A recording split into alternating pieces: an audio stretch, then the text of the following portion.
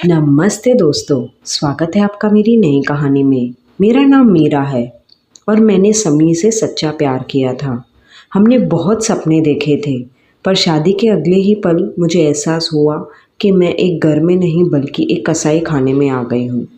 समीर के घर वाले मेरे जिस्म के भूखे थे और उन्होंने समीर को सिर्फ मुझ तक पहुँचने का रास्ता बनाया था।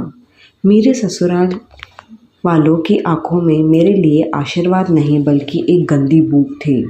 मैंने बड़े अरमानों से उनके घर में कदम रखे थे, लक्ष्मी बनकर रखे थे, ये सोचे बिना कि यही मेरी ज़िंदगी का सबसे बड़ा धोखा होगा। हाँ, सुहागरात की रात समीर ने जैसे ही दूध पिया और वो मुर्दे की तरह सो गया, उसके बाद जो हुआ मैं कभी भूल ही नहीं सकती थी। मेरे ससुर और देवर कमरे में घुसे और उन्होंने मेरी इज्जत लूट ली। मैंने बहुत विनती की, उनके पैर पकड़े, पर उन्होंने मेरी एक न सुनी। उन्होंने मुझसे कहा कि अब तुम हमारी गुलाम हो। वो रात मेरी ज़िंदगी की सबसे लंबी और काली रात थी और सबसे गंदी रात थी।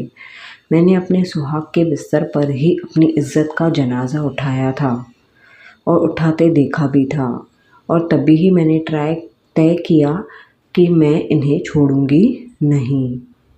सच में इनसे बदला लेकर रहूंगी।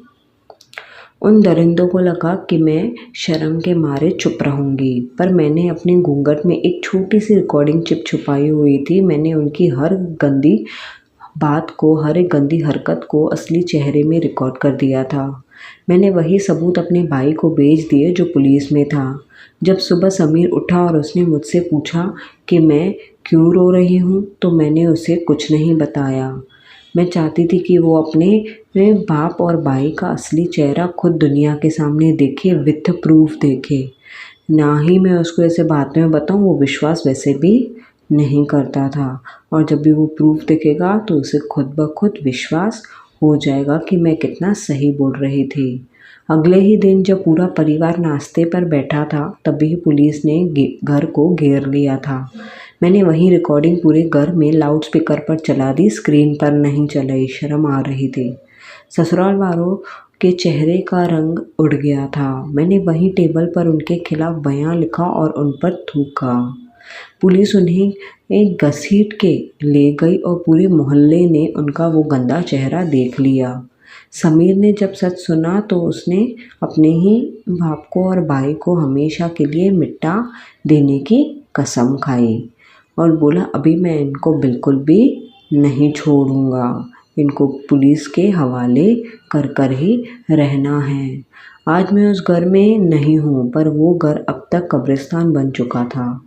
मेरे ससुर और देवर जेल में नहीं बल्कि उनकी अपनी ही गलती की वजह से पागल खाने में हैं। मैंने उन्हें मौत नहीं दी बल्कि उनके रेपुटेशन और घमंड को जिंदा दफन कर दिया। समीर अब मेरे साथ है, पर हमारे बीच वो पहले वाला प्यार अब कभी वापस नहीं आएगा। मैंने दिखा दिया कि एक मासूम लड़की को कमज़ोर मत समझो, क्योंकि वो जब जागती है तो पूरा संसार हिला देती है। कहानी अच्छी लगी हो तो लाइक, शेयर एंड सब्सक्राइब, और अपनी राय देनी हो तो कमेंट्स में ज़रूर देना।